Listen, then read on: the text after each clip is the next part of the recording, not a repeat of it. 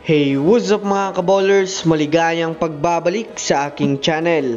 Halina't pag-usapan natin ang balita patungkol sa pag-alis o pag-request ng trade ni Kevin Durant sa Rockets. At ang balita naman patungkol sa pagkuha ng Golden State Warriors kay Bam Adebayo. Tara na't pag-usapan natin yan dito sa Basketball Hot Shots.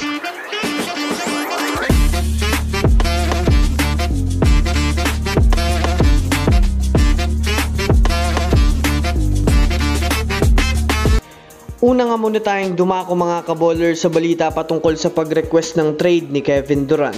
Sa ngayon nga po mga kaballers ay marami ng mga superstar ngayon ang mga nagbabalak na umalis sa kanilang mga kanya-kanyang kupunan. Sa katunayan nga niyan mga kaballers, marami na rin ngang mga teams ngayon ang hindi umaangat at nag-i-improve sa kanilang mga player na pinapanatili. Isa na nga dito mga kaballers ang Phoenix Suns dahil na rin naman sa ilang taon na nga po nilang sinusubukan ngunit hindi pa rin nga ito makapasok sa finals at sa semifinals ng playoffs.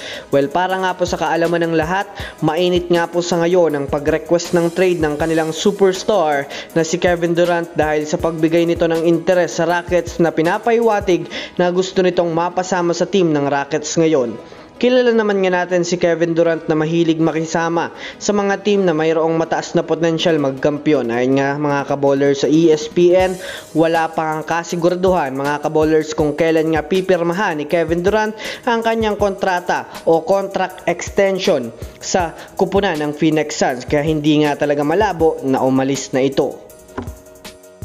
Para sa kaalaman ng lahat sa mga gustong makapanood mga kaballers at masubaybayan ng mga teams na kanilang gustong magkampiyon ngayong season ay maaaring bisitahin nyo lang mga kaballers ang FB page ng Keropi PH at i-message kung gusto nyong mag-avail ng NBA League Pass sa halagang 300 pesos ay di nyo na kailangan umasa sa mga live streamers para makapanood ang mga laro. Again, one-time payment, pwedeng makapanood ng live games until finals na yan mga kaballers at ilalagay ko sa comment section ng link. Samantala, dumako naman tayo mga kaballers sa balita patungkol sa pagkuha ng Warriors kay Bam Adebayo. Matapos nga po mga kaballers matalo ang Warriors sa second round ng playoffs kahit bakasyon ng kanilang mga manlalaro, ay dito na nga po nagsisimula ang Warriors management na magkaroon ng pagsusuri sa kanilang kasalukuyang team kung dapat pa nga bang i-maintain ang kanilang kasalukuyang lineup. Bukod pa dyan, base nga po sa inilabas ng ESPN na balita, inaanyayahan nga ni Jimmy Butler si Bam Adebayo na sumama sa kanya sa Warriors upang makuha ang kampyonato sa susunod na season.